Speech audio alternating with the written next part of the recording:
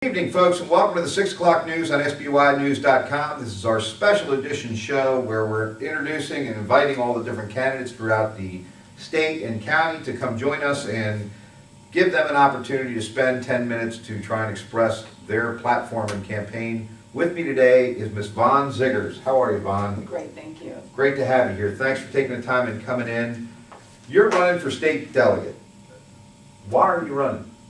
I'd love to be the voice for Legislative District 37A. I believe that we have really pressing issues that we need to address, and I believe that there's really great ideas out there on how to address them, particularly when we're looking at the economy, when we're looking at education, when we're looking at family safety and security. There are many things happening in the community that people feel are good efforts to move the district forward.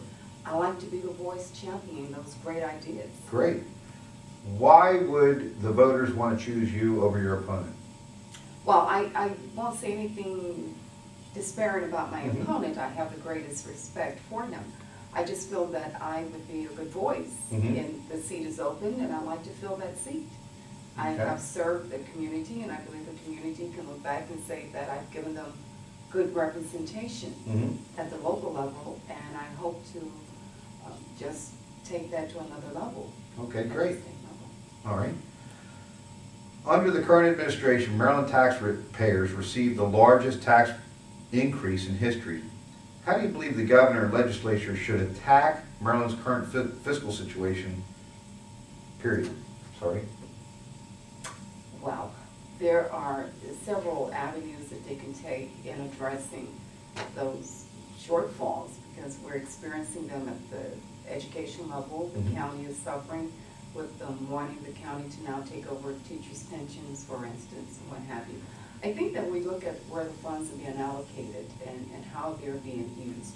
We can better determine how to spend those funds. I'm not sure that we're doing a line item. I remember from my experience, I found that when we did a line item budget, we were able to identify funds that were not being utilized and that perhaps were just sitting there and not being used for what we had allocated it for perhaps some time ago. So we would do a line item budget. We can see funds that are perhaps better spent somewhere else and perhaps cut down on some of those areas where we're being wasteful. No doubt about it. Good point. I wonder if we can do that, though. That's a big project, right? But the thing is, when you've gotten stuck in that mode, and it's hard to break that mode, and you've got to have somebody who has not gotten stuck in that mode, who is willing to make the change, who is willing to make the adjustment and move in a different direction so you can move this district forward. Our district is rather unique, and we've got to have some unique ideas to be able to get it out of that stagnant situation. Very good point. If elected, will you support the repeal of the sales tax increase and the so-called millionaire surtax? If so, how would you pay for it? Okay, I believe that millionaire surtax is due to expire soon. Yes, it will. So then we're back to the repeal of the sales tax then. Repealing the sales tax, what are we using those funds for? I mean, are they dedicated funds, or are they just funds there that we can, manipulate? To survive. According to the governors, to survive. To survive.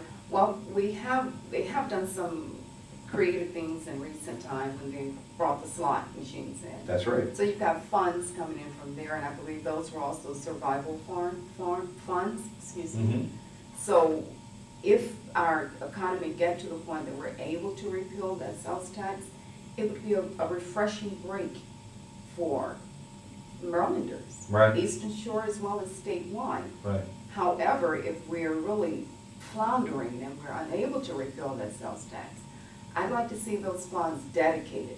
But if we can ever give the citizens a break, you're all about it. I'm all about giving giving our citizens a break. Okay, great. Sure. Well, if it's possible, that's great. Under the current administration, we've seen a great effort by the state to force Wycomico County to strip farmers of their property rights by taking away many of their development rights. Do you support this? If not, will you commit, if elected, to support legislation to get the state government out of local planning decisions and, if need be, eliminate the Maryland Department of Planning? That's a pretty pretty complicated question there. A Now, little bit, yeah. and it got a lot of parts to it. Now, I don't want to see the farmers affected in any negative way. I think nature has its course with Amen. farming as it is. But I think that the state needs to be very sensitive to this industry. This is one of the main, or if not the main industry on the Eastern Shore. Yeah. I think that we need to be very sensitive there and perhaps provide some supplement Right. to the farmers. Mhm. I don't want to see them put in a precarious situation where they can't prosper and maintain their family and their livelihood for generations, some farmers, by virtue of their farming, that they are able to utilize their land in other aspects. I don't like to see farmland developed. I don't. I like to see farmers prospering. However, there comes a time when that doesn't happen for them. Right. They need some options. They need to be able to survive. Right. Well, there's no question about it. In your opinion, what are the greatest challenges facing the lower shore, and how do you believe that you can help solve those problems if elected? I believe economy, the state of the economy is the greatest problem. And I don't believe that we can rely upon the same old mundane methods that we've had in the past. We have college graduates, we have high school graduates, people who are leaving the shore because they don't feel that the shore offers them opportunities in employment or in their careers to keep them here. I think we have to be more innovative. We've got to be more creative. And I've talked to people. I've been out there beating the pavement. I've been out there.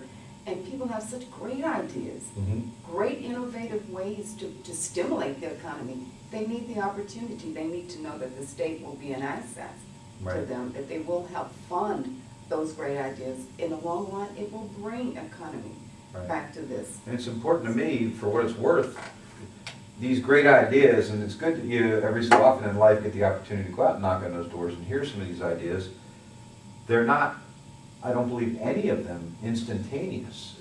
You know, it's a diamond in the rough. You have to take your time and get that master plan going in order to make these things come to fruition. Yeah. You know, so many people today come up with an idea and they want that instant millionaire success. And it's not instantaneous. It's not there. And the Eastern Shore is such a delicate environment to me. You know, we sat down, we talked pre-show and went over some wonderful ideas. But it's, to me, I happen to agree that we've got to take our time. We've got to look, why aren't we sitting there looking at this Eastern Shore as a whole and these territories? We get the Delaware line right here with 0% tax, and you got the Virginia line with lower sales tax, and you know, different opportunities for everyone. Why aren't we working together to figure out what we have here and sharpen that blade and get the diamonds cut perfectly so that we have something really positive in the future? Yes, we need to do that. And a good idea is a good idea. It doesn't matter if it's coming from a Republican, a Democrat, or whoever. We need to massage those good ideas and bring some economy back to the shore. And we need to make sure that we're bringing industry. We need to look at industry as well as high tech. But we need to bring some industry back to the shore. Because this is a unique territory. We've got to wrap up, but the fact that the Eastern Shore is 90 miles away from the closest major airport. We've got to be creative with economic development. This is just my opinion, and this is your job to sell yourself, but I wanted to throw this out here because we were agreeing earlier on. If we find those special high-tech jobs, what do they need to be in Gaithersburg for and Rockville for when they could be right here on the Eastern Shore? On the Eastern Shore. The most ideal place for them, on the Eastern Shore. And if I may go back to repealing the sales tax, you know, I wouldn't like to see our constituency, particularly on the Eastern Shore, rather unique with Delaware having no sales tax. So if, you know, repealing a cent would keep the shopping here on Maryland, in Maryland, rather than driving them to another area. You know, those are pluses that we have to look at. Big time, and that's what makes it unique. Yes. And they've got to be creative, and again, knocking on those doors, it helps, and interviewing people like you helps. Thank you. Thank you, Vaughn, for coming in. We appreciate it. Known you for a long time, and I appreciate your service. I appreciate your service. My pleasure. Folks, that's a wrap. We will see you tomorrow night, and thanks for being here, and thanks for your support. Good night.